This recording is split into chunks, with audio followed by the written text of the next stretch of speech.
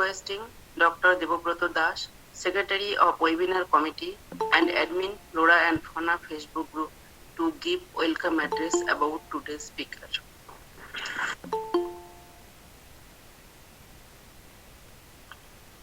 Today's speaker is Dr. N.C. Saha, Sir is retired Deputy Director, Forestry, DVC, and Sir did his BSc Honours from Calcutta University in the year 1979. Sir did his MSc from Bardwan University, Bardhaman, West Bengal in the year 1982. Sir special paper was entomology. After that, Sir did his PhD from the same university, Bardwan, in the year 1997 with specialization entomology, particularly insect taxonomy.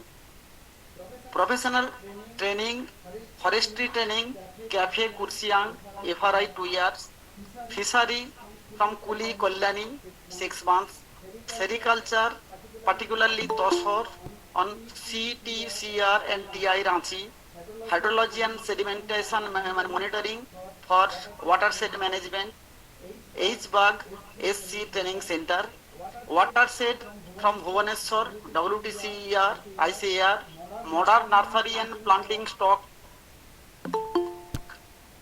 from IFB Ranchi, development of green belts from Forest Research Institute Dehradun in the year 2007, remote sensing and GIS application training for forest resource management in the year 2018, research 5 years on insect taxonomy, particularly biting midges, discovered 1 genus and 34 species of Diptera.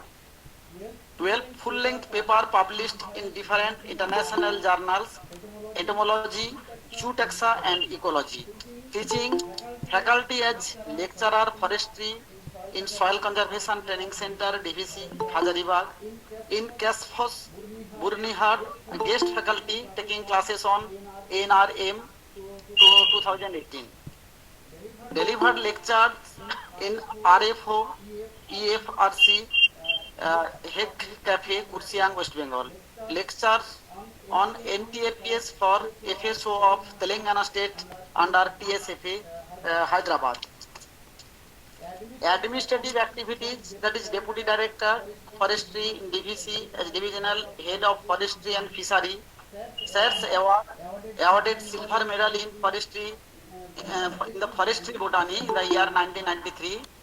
Rajbhasha Sarbocho Award by DVC Hazaribagh. Best Employee Award for the work of Soil Conservation Department of Hazaribagh. Special skill forestry, particularly afforestation, urban forestry, landscaping, participatory management, natural resource management and landscaping and beautification, watershed management. Lastly, biodiversity conservation, reporting on PBR. So now I would request, sir, please start your presentation. All are eagerly waiting for the lecture on sacred groups, conservation practices in India. Sir, please start your presentation. Okay. Good evening to all respected participants. Thank you, Dr. Das, Secretary and Head of Botany Department, Lalgarh Government College, Lalgarh, Jhargram. Dr. Poppy Ghosh, Head of Botany Department, Shiva Bharati Mahavidyalaya, Kapgari, Jhargram. Dr. Choudhury, Vice Principal, Shiva Bharati Mahavidyalaya, Jhargram, Kapgari, and Mr. Jana of Drishtikoণ Society, Panchkula. Thanks for organizing the biodiversity webinar series since September 2020 and providing me the opportunity to share the awareness on biodiversity conservation. Thank you for inviting me as a resource person, and I hope this discussion will be interesting and informative ones. And let's begin. Now I'm going to present my screen. Please.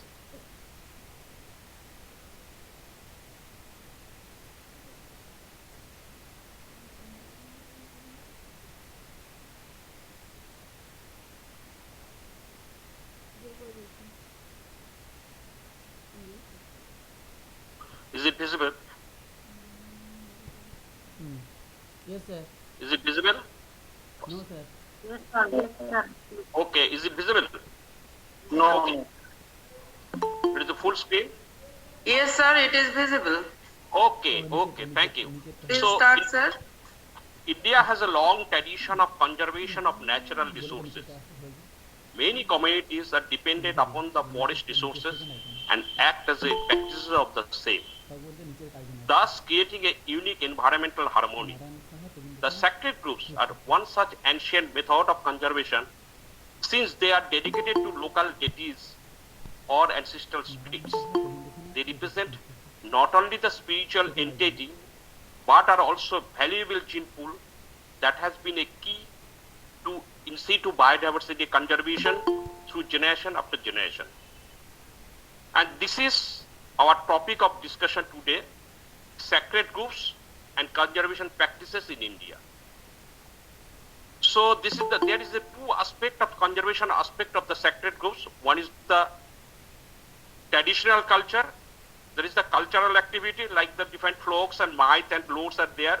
The community people what they believe, and another is the natural resources, that is the biodiversity conservation. So today I mainly focus on the biodiversity conservation in the sacred grove forests. So I choose these topics in such a way.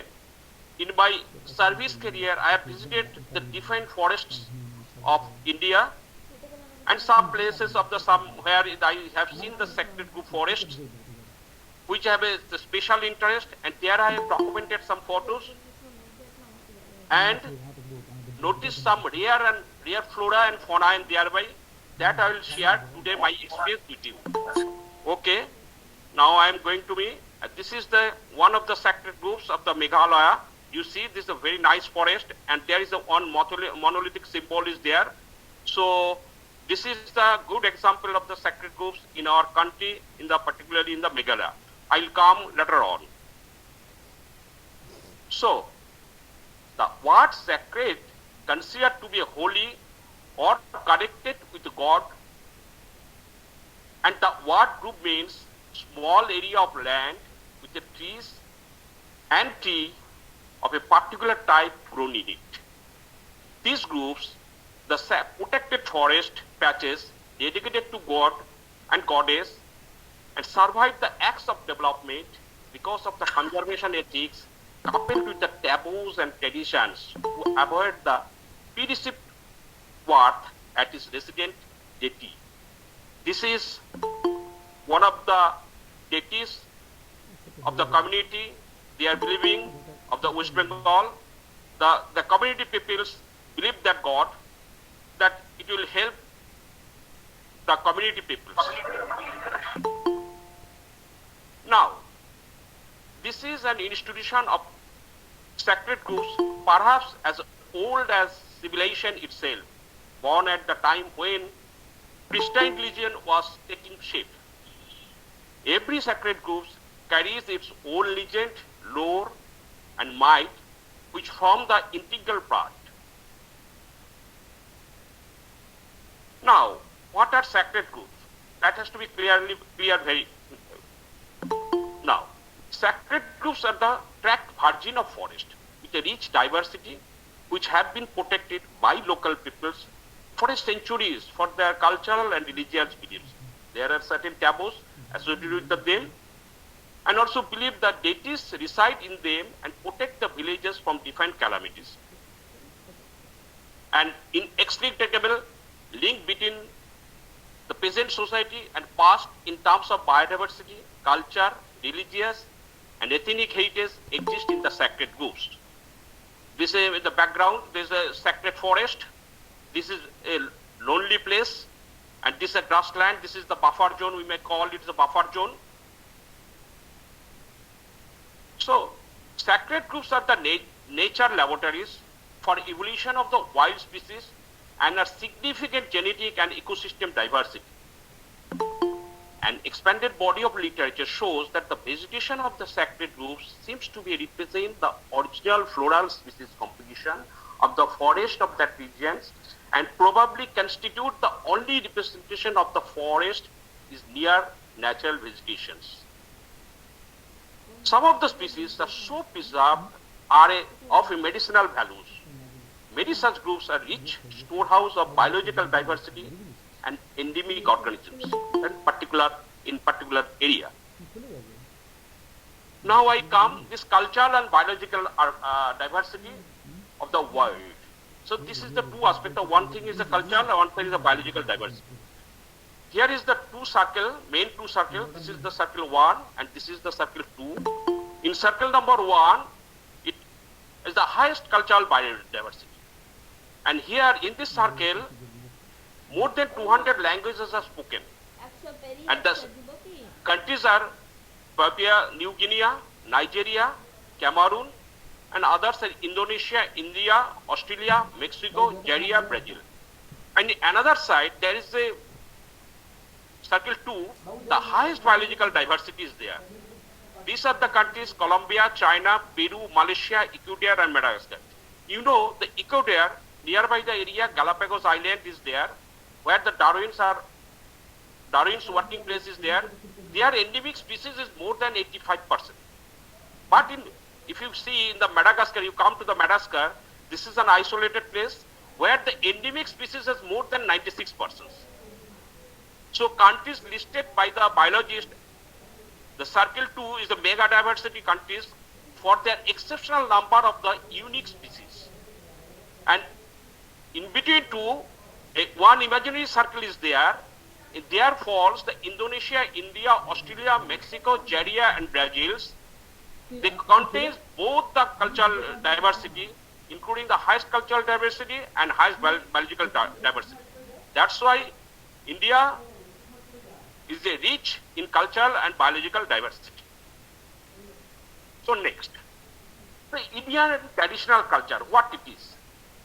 Indian traditional culture believes that it must be ensured that the earth remains forested. You see, every country needs the minimum 33% of the forest cover out of its geographical area. But Indian context, as per Forest Survey of India data during the 2020, the forest cover percentage is 21.47%. So we are lacking behind our present requirement of the forest covers. That humans can, in that forest area, the humans can sustain only if the earth is protected. That to ensure that human beings remain unslain and unharmed, the ecosystem integrity must be maintained. Next, our Vedic tradition. Our Vedic culture, the Vedic tradition confirms that every single village comes under the three main categories, namely Mahavan, Sivan, and Tapovan. You know, Tapovan, the place our sages opened their institute and has given the listen to the local community peoples. That is already mentioned in our Vedic traditions. Next, in the present context, sacred groups are not merely the patches of the forest, but are islands of dislocated landscape. That is, it is a lonely place, an isolated place. Many valuable medicinal plants and wild relatives of the cultivable species are present in that groups. Though the ancient people of India established sound socio-cultural practices epitomizing the in situ conservation of biological and genetical diversity, but in recent times that has been forgotten and ignored in the face of development. So this is one of the plants. These are sal plants. I will come later on detailed discussion when I go to the details in particular sacred groups. Now the common taboos with the sacred taboos. What are the taboos? Cutting of any trees and destroying of the groups are prohibited. That is the restriction. The shoes and leather items are not allowed at the entrance of the gate leading to the deity's temple, as these are made from animal skin and believed to impure. Then there is a belief. If anyone offended to the entity of the group, deities will punish by illness or unfortunate to him. That is the fear. In Maufalang sacred group, that is particularly in the Meghalaya, still it is believed that if the deities will appear in forest in the form of leopard, it is a good sign. But if it appears in the form of snake, it is bad sign in that area. Another thing is a superstition. The people used to pray the sacred by offering the people beetle, that is pan, flowers, fruits, and flags. Now, before going to the sacred group discussion of the India, I want to mention the earliest recorded sacred groups in the world. The Baltic Persian sacred group was the first mentioned in the year of 1075 by Adam of Bremen. The most famous sacred group is in mainland Greece was the oak grove at Dodonia. I will show the slides of the oak trees. The monumental olive tree of Bovas, Athens, has been declared as a natural heritage of moment due to the special ecological and historical importance. The role of sacred forest in 16th century tradition of Quirinian kings is described in table description of Kingsburg, Orisburg. The concept of sacred group present in Nigerian mythology also. The Osan Uzgobo sacred groups contain the dense forest. It is located just outside of the city of the Uzgobo, and it is regarded one of the last virgin high forest in the Nigeria. The groups are declared as the UNESCO as a World Heritage Site in the year of 2005. So I mentioned the name of the oak tree. This is the oak grove at Dodona at Greece. These species are the keystone species because it harbors, it gives the shelter of the more than 1,000 vertebrates, the birds and mammals. They depend on the food and shelter of that species. That's why it is a keystone species. And you see the crown of this species, crown of the plant is a big crown. So it gives the shelter of the so many birds and the mammals also. And this is one of the very old trees of the olive tree at Bovos at Athens. They are conserving, they are believing that with that tree, that's why they are conserving also in that area. Another thing, Osan Uzgobo sacred group contains the dense forest, is just located the outside of the city of Uzgobo at Nigeria. You see, this is the high dense forest area, and this is the very old trees, and with the very combination of the trees is there, and the special climate is created there, that is the microclimate. The moisture is remain there throughout the year. So this is the nearby the city, they are in the Nigeria, sacred groups. Now I come to the sacred groups of the world. This is the World Atlas.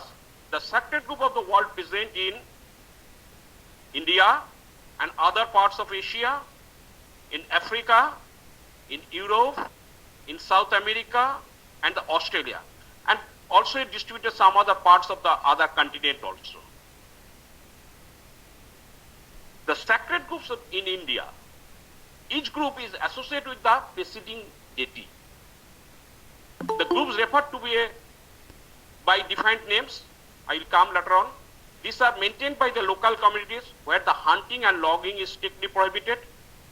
Their existence depends upon the social tradition incorporating the spiritual and ecological values which prevent their destruction. So this is the map of India. You see the distribution of the sacred groups all over the India.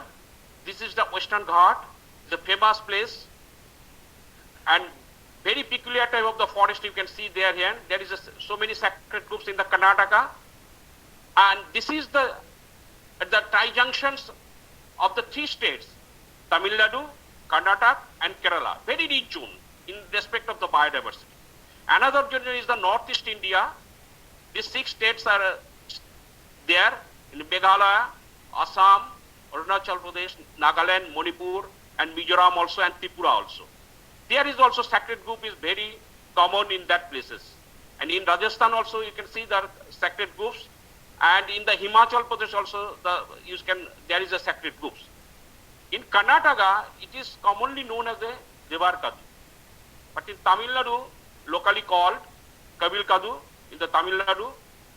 In Kerala it is a Kabu, And Kerala, the sacred group numbers is the highest, 2000 numbers.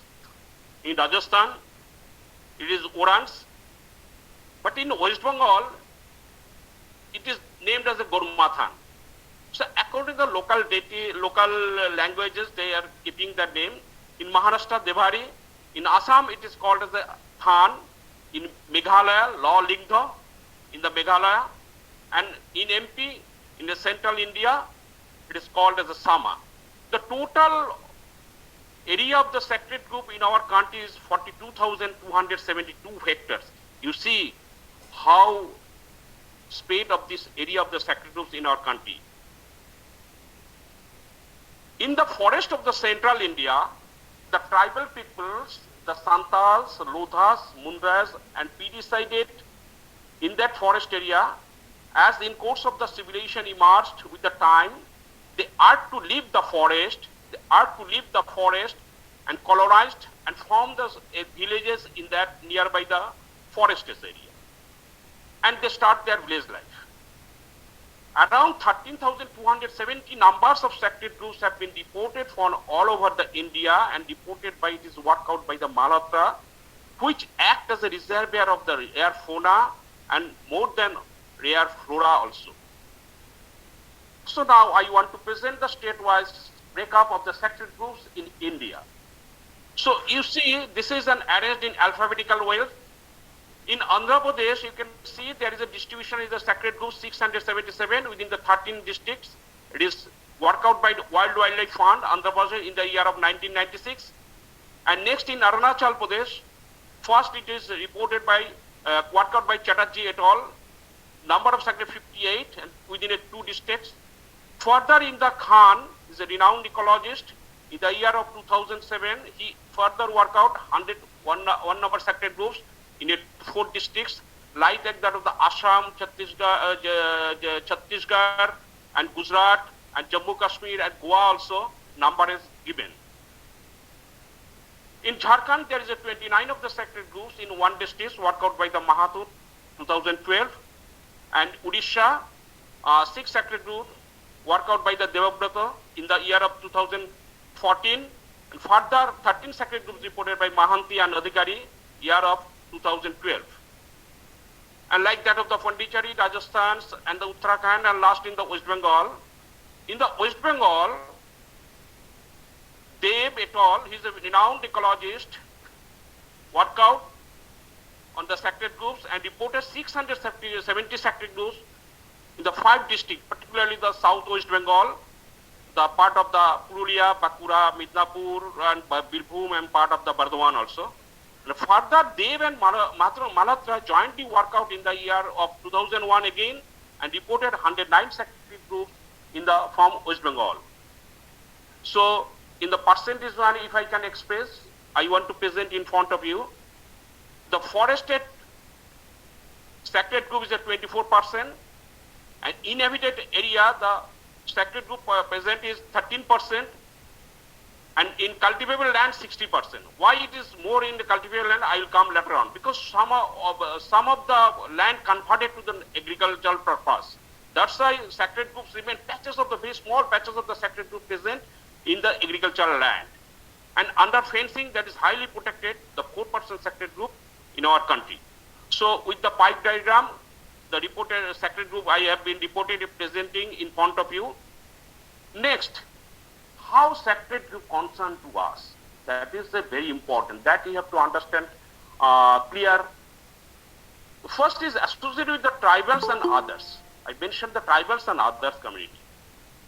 And other is non-associated with the human society. When it associated with the tribals and other, they extract the non-timber products, that is the non-timber forest products, for their livelihood and their economic upliftment. And it increases the soil fertility for their cultivation. And it is related with the festivals and fair because they believe on the mites and they have the different flocks. And that's why they arrange the festivals and fairs nearby the sacred groups. And thus the area is conserved. And automatically preserve the traditional culture. When they believe on that, that traditional culture also preserved. In another side, the non-associated human society, it secured the endemic and native plant which is confined with the particular places and restored the biodiversity. And from environmental point of view, it gives the high oxygen levels, reduce the pollution level, balance the hydrological cycle, reduce the climate and health hazards. And it helps in improves the tourism also. But tourism sometimes create a big problem. I will discuss in the later on. So, if I want to summarize the sacred group regarding sacred group, the sacred group or sacred woods are a groups of trees that are special religious importance to a particular culture. It may be a single tree which a community deems to hold religious significance are known as the sacred tree. So single tree, that is the Ficus bengalensis species, it is a single tree, it lives and it may be a sacred tree. More precisely, it may be defined as the undisturbed patches of vegetation on the outskirts of the village and town or in the plains or a part of forested area that are dedicated to the local folks, deities or ancestral spirits. They are the fine example of in situ conservation. The areas varies very small to even 500 or even that more. The further, the rare and endangered and threatened and endemic species are concentrated in the sacred groups. Several plants and animals that are threatened in the forest are still well conserved in the some of the sacred groups, including the several medicinal plants. So, these sacredness and religious beliefs and taboos have played a significant role in promoting sustainable utilization. That word is very important, the sustainable utilization. I will clarify these things. And conservation of the flora and fauna of that regions. This is one of the photographs I documented. You see the patches of the forest, and this is the entry. This is most probably in the Maufalang area. And this is the another photo of the sacred groups in northeast India. You see these tree trunks and branches, the full loaded of edified mosses and lichens and other things also, full loaded. And here you can see some of the climber that converted into converted into a stem size, stem like that, which is called the lianas also here. And see the concentration of the forest in there. And some of the structures are kept in front of the sacred groups for their own belief that deities remain there. Next, some workout in India. So in India, the earliest documented the occurrence of the sacred groves in Kodagu at Karnataka, reported by Dr. C. Candice. In the year of 1897, first Inspector General of the Forest of the Indian Forestry, and he has done very good work for the Indian Forestry also. Later, in the year of 1976, Gadgil and Vertex started the Western Ghat as one of the important regions of the sacred groves. So that's why I have taken as a representative sample from the Western Ghat today. Further, Dev et al. In 1970 has documented the sacred groves from the Southwest Bengal district, 4th district, and later the Pandit and Bhagat, an inventory of the medicinal plant of the some sacred groves of the Purulia district. In Midnapur district also he done the work. Next, in 2014, Das has made the studies on the old Singhavahini and Khirpur sacred groves of Midnapur district, West Bengal, which represent the nature-made nurseries of the forest plant. He has reported the diversity index of the forestry trees of the Sal, Soria robusta, Mahua, Maduka indica, Chatian, Allostonia, and cane, the Diospyros, and other associated tree species of two sacred group of the Midnapur forest division. And out of these two sacred groups, Singhavahini is the very then he has reported more than 1,000 years old. And later on in 2015, Dr. Dey also studied some sacred groups of all the blocks of the Purulia districts and reported the faunal and faunal diversity in relation to the conservation strategy of the biodiversity. And in 2017, studies has done by the Mitra et al. On the floristic diversity of the sacred groups of the Bankura district, West Bengal, and a total 46 species belonging to 24 families with a various functional value has been reported. Now, relevance of the biodiversity to India and the sacred groves. Globally, 12 areas were originally identified as the areas a high concentration of the plant species and biodiversity hotspot. India is one of the 12 biodiversity centers of the world and has 8% of the world total diversity. A sacred grove acts as an ideal center for biodiversity conservation, so need to identify and document the natural wealth existence in this area. So in Western Ghats and Eastern Himalaya are two such major hotspots in our country and rich in biodiversity but rapidly deteriorating. Some urgent needs and steps should be taken to conserve the rich biodiversity in southeastern regions and northern regions. So use of the wild sources of the gene pool for biotechnological development, for bioprospecting and disease-resistant varieties. So this is one of the photo of the crab's eye horse. I'll present what is the importance of the plant in the next slide. So now I am going to the Meghalaya, states Meghalaya. So there are 79 sacred forests covering and approximately 900 hectares. Their size varies from 0.1 hectare to 1200 hectares.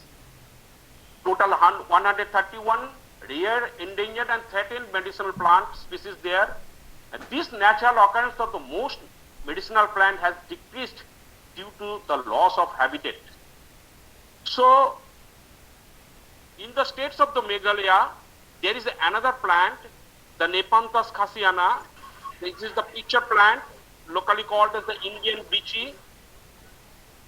This plant is largely endemic to that area and endangered species, this tropical picture plant.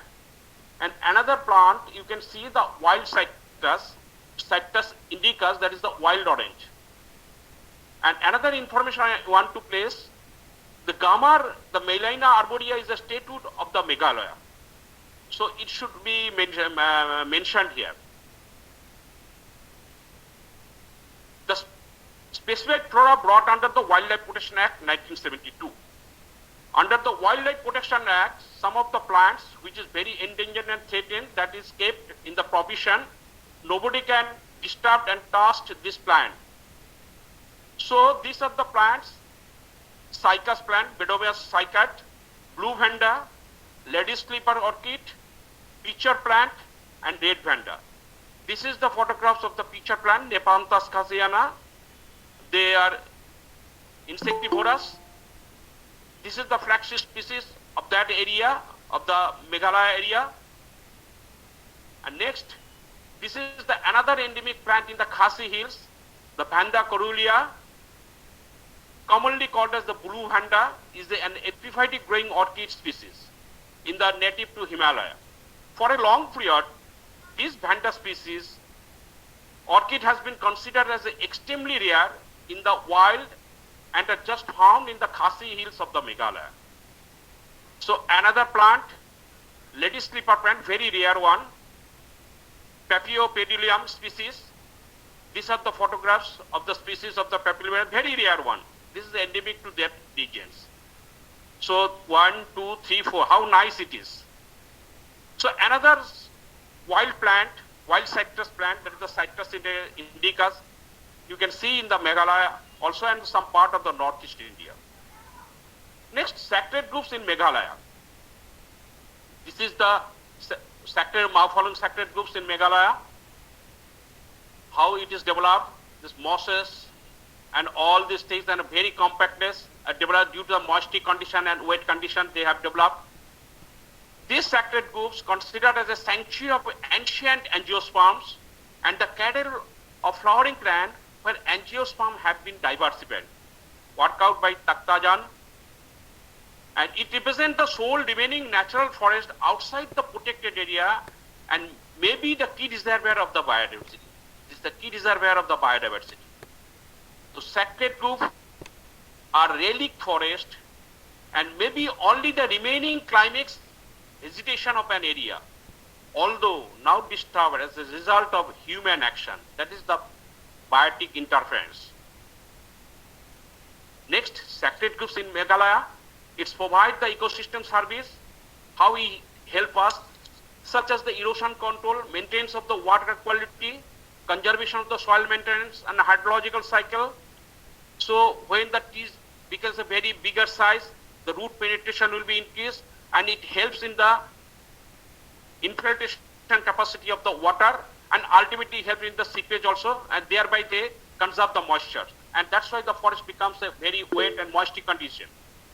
The sacred group represent the most tropical and humid subtropical forest. It is worked out by the Upadhyay in the year of 2003. It possesses the great heritage of the diverse gene pools of many forest species. It serves as a home of the birds and mammals, and hence indirectly help in the conservation of the living organism. You see one of the photographs of the Meghalaya. They developed they compact, very compact. They are hanging these things, and mosses are. You can see here the mosses. The trees holds the full loaded of mosses and lichens and all these things. You see the condition. Next, there is a survey carried out on the biodiversity of the sacred groups in Meghalaya. The Khan surveyed the botanical literature of Meghalaya and realized that 4% species were found only in a sacred groups. Further, Jamir and Pandey measured the plant species diversity of the 3 sacred groups are found, where total 395 species and 14 of which are endemics. Upadhyay studied 2 sacred groups of the Meghalaya and found that sacred groups are the high species richness and represented the high diverse forest there. So this is the data of the Meghalaya State Biodiversity Board website. I have collected these things. Next, famous sacred groups and forest of the northeast India. Now, representative area is the Mauphalang sacred groves in the Meghalaya, that is in the Khasi Hills. It may call the sacred groves or sacred forest. Locally it is called Law Lingto. And the tribe is the Khasi, main tribe is the Khasi, and is located just in the East Khasi Hill district, 20 kilometers from Shillong, and spread across the 78 hectares and protected by the local peoples. And their deities are Labasa. So it is in between the Shillong and Cherrapunji. The nearby village is a Shorarim near Shillong at an altitude is 1800 meters. These biodiversity harboring the many rare flora fauna which are still untouched. According to forest type class, you should know the forest type classification according to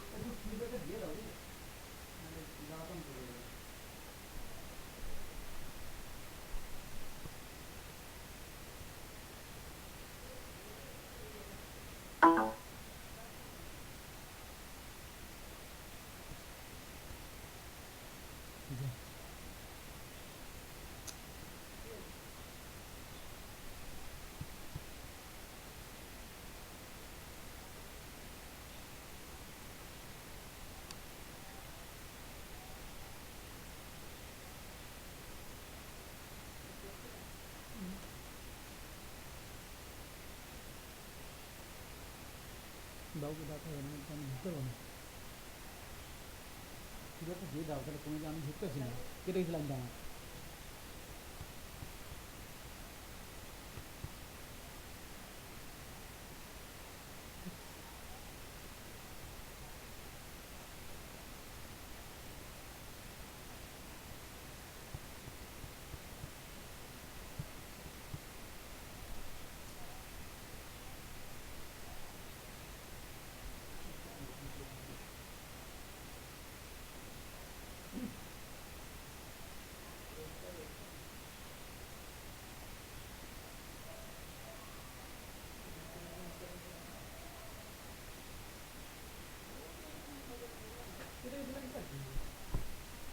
Trying to connect.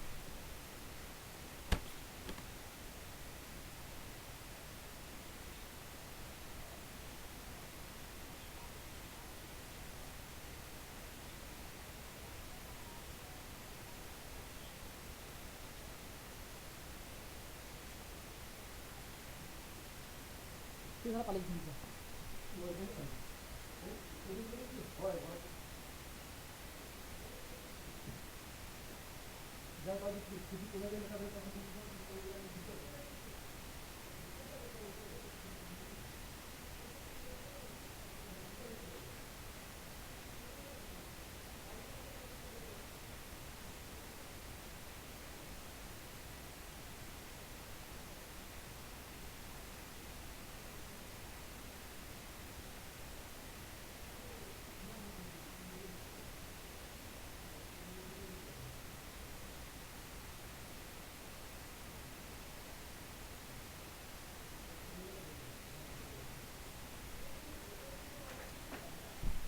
আরে এখানে থাকতে বললাম যে পালিয়ে যা কি করবেন না